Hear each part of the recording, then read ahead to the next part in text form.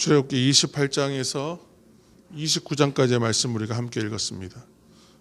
계속해서 이제 거룩함에 대한 이야기가 이제 나오고 있고요. 또 제사장 규례를 다루고 이제 제사장 위임식에 대한 이제 얘기를 이제 하고 있습니다. 하나님께서 아론과 그의 아들들 아론 가문에게 이제 제사장 직분을 맡기시죠. 그리고 거룩한 옷을 지어 입도록 하시는데 이 옷의 특징이 뭐냐면 두 가지죠. 영광과 아름다움. 계속 이제 오늘 읽다 보면 영광과 아름다움이란 말이 이제 반복됩니다. 이 두 가지가 세상과 구별되는 거룩한 사람으로서의 우리들의 모습, 성도들 또한 그 영광과 아름다움이 있어야 된다로 또 이제 이해할 수 있는 거죠. 이렇게 옷을 지을 때에 만드는 사람은 그냥 아무나 만드는 것이 아니라 지혜 있는 자, 곧 하나님께 특별한 이제 영으로 능력으로 받은 사람, 하나님의 영이 임한 사람, 특별한 능력으로 임한 사람이 만듭니다. 왜 그러냐면 이것 또한 하나님께서 주신 방법과 그 뜻대로 옷이 지어져야 하고 그래야만 그 옷이 거룩해지기 때문에 특별히 하나님의 영이 임한 사람, 특별한 하나님의 능력이 임한 사람, 그 사람이 만드는 것이죠. 그렇게 하나님의 특별한 능력을 받아서 지은 대제사장의 옷은 거룩해지는 거예요. 그리고 그 옷은 7가지의 구성이죠. 흉패, 에봇, 겉옷, 속옷, 관, 띠, 패 이렇게 이제 7개입니다. 근데 그 뭐 흉패는 사랑하신다, 보호하신다 이제 그런 의미가 있고 에봇은 이제 가장 겉에 입는 거죠. 그래서 겉으로 드러나는 것은 어떤 특징이 있다 그랬죠 아까? 영광과 아름다움. 그러니까 그런 의미가 있는 것이고 그리고 이제 그 다음에 입는 게 겉옷은 신성하고 거룩한 것이다. 뭐 다 똑같은 얘기지만 또 속옷은 이제 그것에 반해서 순결함을 얘기하고 머리에 쓰는 관은 이제 순종, 뭐 띠는 이제 겸손과 사랑을 실천할 것, 패는 이제 성결함 이렇게 뭐 대표적인 이제 속성들이 이제 의미들이 부여되어 있습니다. 그리고 이제 제사장 위임식을 통해서 속죄제와 번제와 이제 화목제를 드리면서 그것은 요제로 드려라. 요제는 이제 흔드는 제사, 그리고 거제로 드려라. 들어 올려서 드리는 제사. 그리고 이제 매일 아침과 저녁으로 드리는 건 상번제. 그래서 보통 이제 번제는 2가지가 있어요. 하나는 특별한 날 드리는 번제가 있고 매일 아침 저녁으로 드려야 되는 것은 상번제라 그래요. 그래서 번제가 있다. 이제 이렇게 말씀하시고 이좀 설명들을 이제 그렇게 쭉 이제 우리에게 주십니다. 근데 이제 하나하나 읽어보면 되게 이제 복잡하고 똑같은 말들이 반복되는 것 같아요. 그런데 여기서 이제 발견할 수 있는 하나님의 뜻은 이제 뭐냐? 우리가 이제 29장 45절에서 46절이 이제 오늘 말씀의 사실은 결론입니다. 그래서 45절부터 46절까지만 우리가 다시 한번 읽겠습니다. 45절부터 46절입니다. 45절 내가 이스라엘 자손 중에 거하여 그들의 하나님이 되리니 그들은 내가 그들의 하나님 여호와로서 그들 중에 거하려고 그들을 애굽 땅에서 인도하여 낸 줄을 알리라. 나는 그들의 하나님 여호와니라. 아멘. 아주 이 2절의 말씀으로 지금까지 읽어온 그 부분들에 대한 출애굽기 전체에 대한 부분들을 사실은 정리하는 말씀, 축약하는 말씀입니다. 구약 시대에는 하나님께서 영광 중에 함께 하신다라는 것을 이제 표현하는 말이 이제 쉐키나라고 이제 하는 말 쓰죠. 그래서 하나님이 영광으로 함께 하신다. 그러니까 성막에 하나님이 임재하시고 오시면 쉐키나예요. 거룩해지는 거예요. 영광 가운데 있는 거예요. 이것을 이제 신약 시대로 오면 이 말이 뭘로 바뀌죠? 임마누엘로 바뀌는 거예요. 하나님이 우리와 동행하신다, 함께 하신다는 거예요. 그래서 이 이제 큰 사상이 이제 이 안에 흐르고 있고, 그래서 출애굽과 이제 신의 산을 통해서 언약이 체결됐다. 그리고 제사장 위임식을 통해서 이게 아주 공식적으로 이제 선포되는 거예요. 그리고 이제 구약을 읽으면 이제 계속되는 예언자들을 통해서 이 개념들이 계속 반복되면서 심화 학습돼요. 더 확장되고 더 정리됩니다. 완전한 상태로.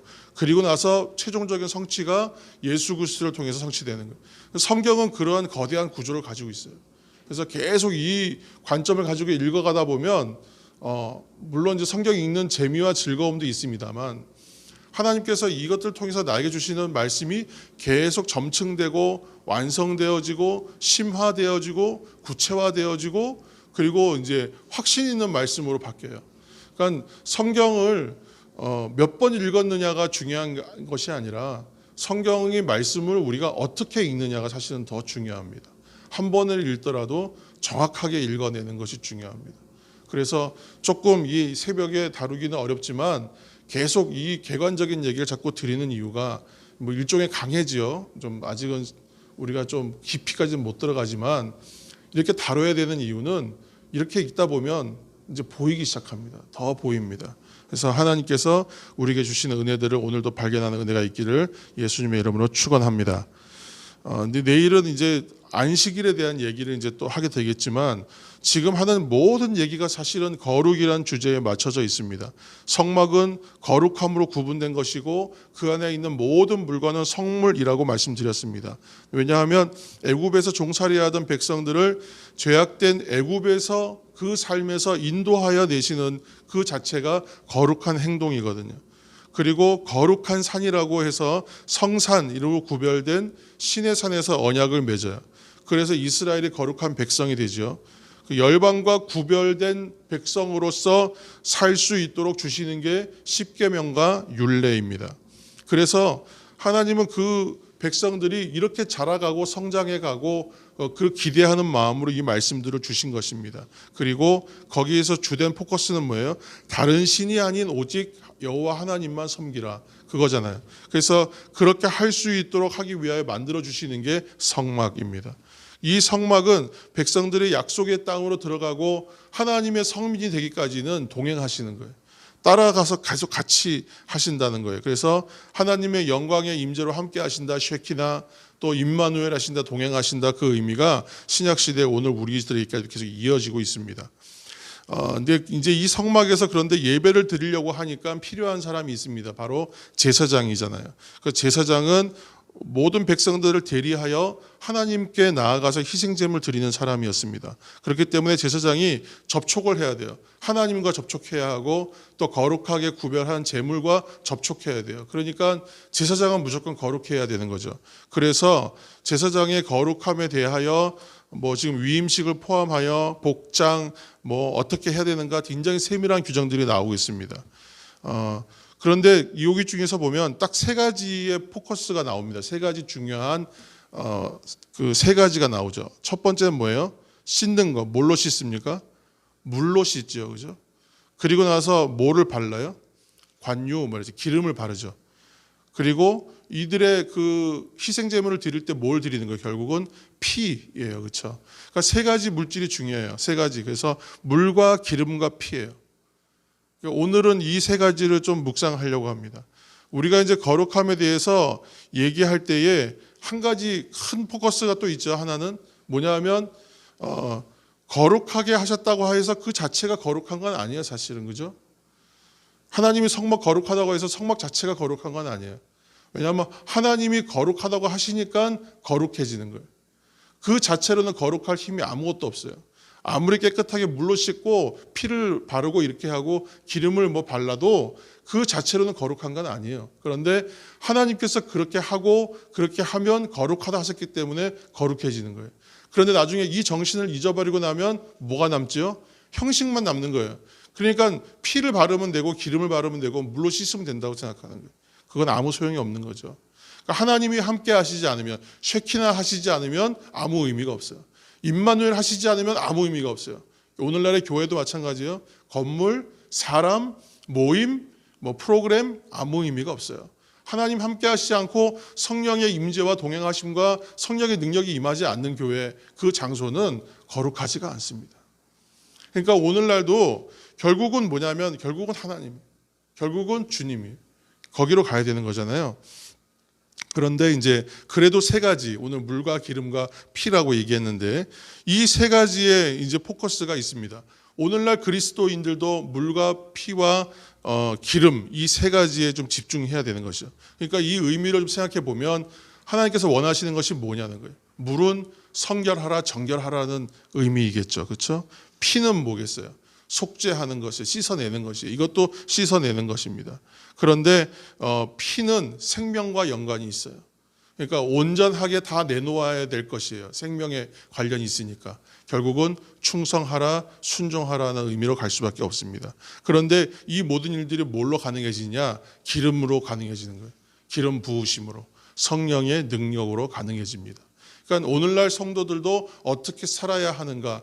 왜냐하면 지금 이 시대에 살아가는 모든 사람이 제사장으로서 살아야 되기 때문에, 거룩한 자로 살아야 되기 때문에 어떻게 살아야 되는가? 오늘은 물과 피와 기름, 이 세 가지의 주제에 집중하여서 우리가 함께 좀 묵상하면서 기도하면서 나아가면서, 하나님 나를 정결하게 깨끗하게 씻어 주옵소서, 순종하고 충성하게 하여 주옵소서, 나의 모든 것을 드리는 삶을 살게 하여 주옵소서, 기름 부으심 성령의 능력으로 내게 채워 주옵소서. 그렇게 한 걸음 또 거룩함으로 나아가시는 우리 모두가 되기를, 그래서 또 오늘도 거룩한 하나님의 백성으로서 승리하는 하루를 살아가시기를 예수님의 이름으로 축원합니다.